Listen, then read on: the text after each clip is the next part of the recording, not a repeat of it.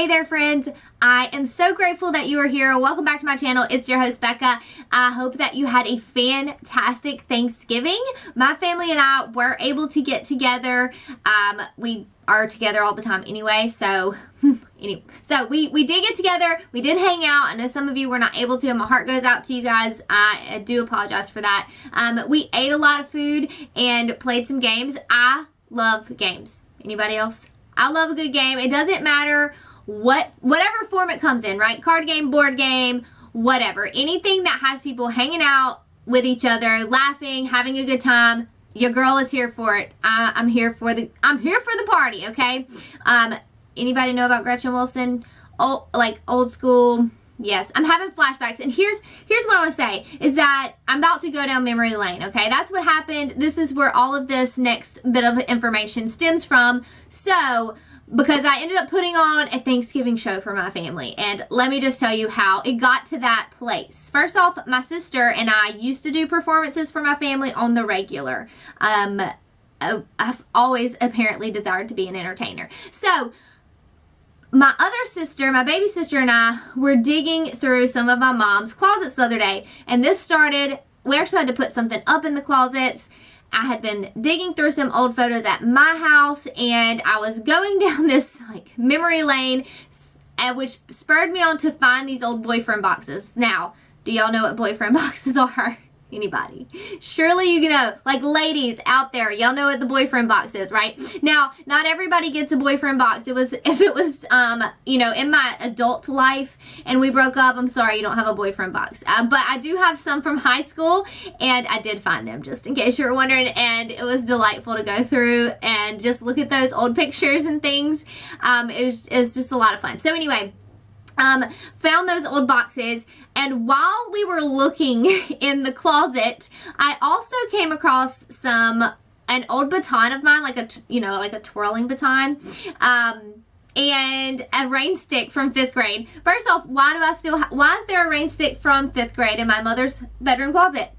Because you never know. I honestly, we bust that rain stick out from time to time. It just brings joy to our hearts. So that, and then also my old pom-poms. I also found my old cheerleading uniform. Did not take that mug out, because who knew I was that tiny of a human ever in my life? I mean, I'm looking at it and I'm like, there's no way I was that tiny in 8th grade, but apparently so. Very tiny human. Maybe would fit over one of my legs now, so... Okay, so did not bust that out. Just the pom-poms. And so we decided we were going to do an impromptu Thanksgiving performance for my people. So it was my sister, my baby sister, my niece, and I, and we had zero plan, zero practice. We just each picked our thing and ran out, and I mean, basically, I did all of the talking and made up a cheer. So there's that. I don't know if you would really call it like a performance, but it definitely made people laugh, and that's what I'm here for. I'm here for the laugh. For those that don't know, giggle was my first word other than like mama. Yeah, giggle. Who am I? I don't know. Okay, so anyway, that might make the vlog. We'll see. That's kind of, it's insider information right there with that performance. But I'm going to start working on getting that edited. I have some other things that I've filmed, and I'll be honest, I feel like I'm doing a very terrible job with the vlogging because it feels super awkward when you're doing it. I mean, it feels awkward me sitting here by myself talking to you guys, much less me taking my camera and filming, being out and around people. It just feels really awkward. But yeah, I'm learning, and I'm just going to do it. I have some exciting things that are coming up that I hope to be able to bring you along with me in this adventure and journey that I'm going to be taking on hopefully soon. So if you haven't been subscribed, if you are not subscribed, go ahead and do that. Okay, I'm going to be talking about Advent today. I love the season of Advent. I know it's the Christmas season, but there is something even more special to me about celebrating Advent because it really puts emphasis on Christ. And I love Christmas. I love the decorations. I love the lights. I love the music. I love all of the festivities. I do love Christmas, but Christmas and Advent to me are very different, okay? Advent really puts the emphasis on Christ, and let me just say that that's really where the emphasis needs to be. Specifically for me in this season of life, and really all of the seasons of life, Christ needs to be the emphasis, right? And so I don't know about you guys, but life can be really hard, and sometimes when life is hard like that, we can become very self-focused, or I can. I mean, let me just put myself on Front Street. I look to myself to try to fix things or make things work out or whatever it might be. And, what makes me happy? And that's just a very dangerous place to be when we are self-focused. And so, and maybe it happens even more so during Christmas season. I don't know, but I like to celebrate Advent because it makes me refocus my attention on Jesus. And I need that in my life because, y'all, your girl's a mess. Anybody else out there, I need Jesus to help me because, yeah, I'm a hot mess express.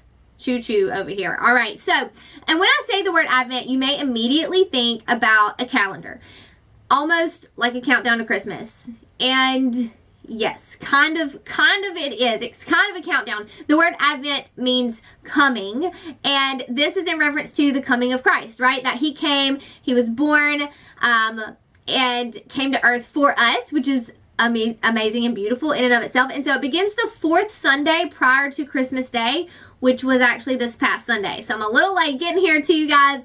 Apologies on that. It started November 30th. And so if we allow it, Advent can create this sense of anticipation and wonder and excitement celebrating the birth of Christ, which sometimes I think we can become numb to and callous to because we hear it and it's just like, yeah, we're celebrating the birth of Christ. But when we take time to really slow down and appreciate what happened and understand the magnitude of what happened, I think that really can help us to renew that joy of who Jesus is. And so you can set up candles that you light once a week, which is to me, one of the most beautiful ways to celebrate. We're actually doing this at our church this year. I'm very excited about it. It's not the lighted candles. It's not even about that, but it's the symbolism, which I think Jesus and God and the way he created us gave us these ways to celebrate and symbolize, and it makes it tangible for us. And I think God is really kind to us in the fact that he gives us these things so that we can really connect to him in a deeper way. And so and helps us connect with him. Okay, so we live in a world which feels like constant chaos, especially here recently, especially this year. And this is this time where we get to slow down and refocus. And that excites me because I am the girl that is always wanting to go and distract and find fun and do. And that's really, and it's sometimes very hard for me to slow down, but I think that there is contentment in the slowdown sometimes. And, to separate from the chaos and to separate from all of the hardships and all of the things that feel like they're going wrong and really just sit with the Lord, and with the wonder of who Jesus Christ is and the fact that he came here for us is crazy to me. And to think about that for a moment, that he chose to come live here on this earth, that he left heaven, which was beautiful and perfect and wonderful, and he chose to live here. Who would do that, right? And he did that for us. What love that is, that can we even comprehend? Can we sit with the wonder of the love that Christ would choose to come here knowing what he would have to face? And yet he chose anyway to come for me and for you.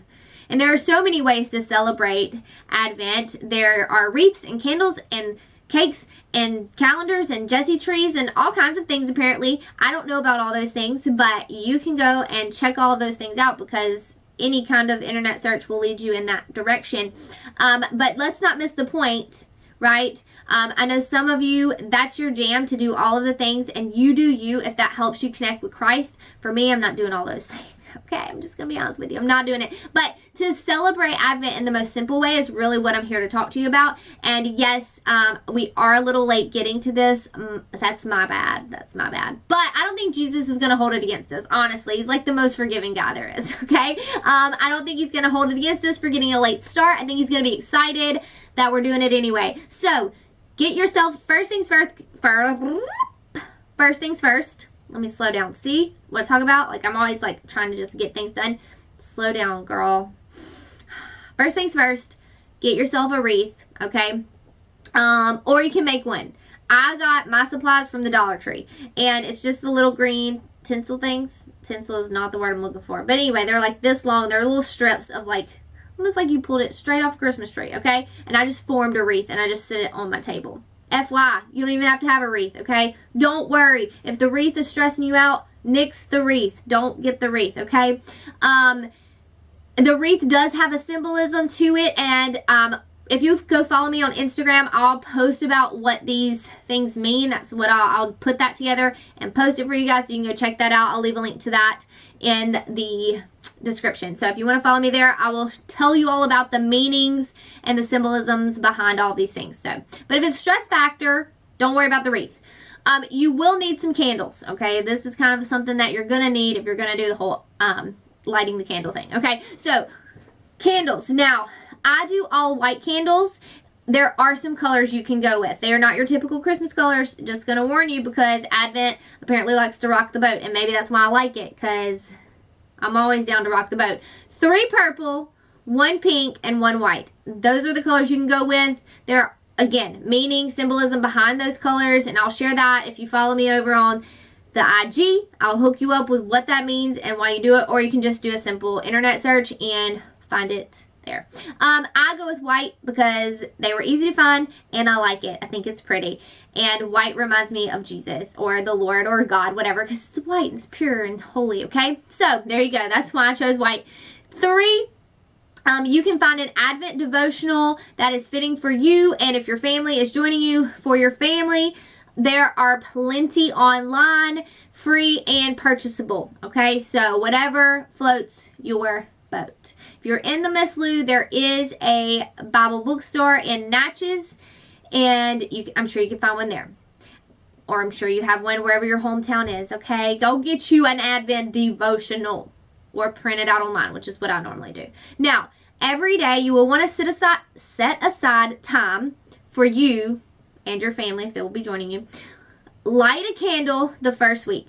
Then you light 2 candles the second week, and so on. Read your devotional, spend some time in prayer. It is so simple, and yet sometimes that's exactly what our hearts need.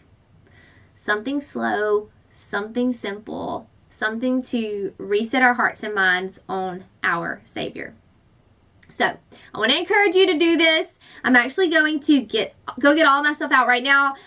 Yes, I do not have it out, okay? Also, we'll be starting together because it's Monday night when I'm recording this, and this is coming to you in the morning because that's apparently how I roll, okay? So, we're going to do this together. We're going to go get our Advent stuff. We're going to set it up. We're going to start tomorrow. It's going to be a good time, all right? So, I hope you will join me in celebrating this Advent season. If you have enjoyed today's video, make sure you give it a thumbs up. Go ahead and like it.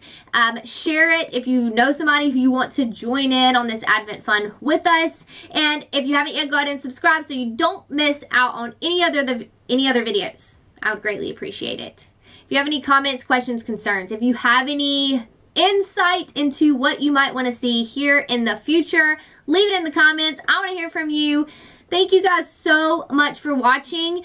Oh, you know what else I want to hear in the comments is, do you have a boyfriend box? And yeah, I want to know. Who has a boyfriend box or a girlfriend box? I don't know that the boys don't do this, okay? I have no idea. I'm not a boy. I don't know how y'all roll. But I want to know. I want to know who's saving some stuff, and are you now going to go find it? That's what I want to know. Okay, seriously, thank you guys so much for watching, and I'll talk to you next time. See you then.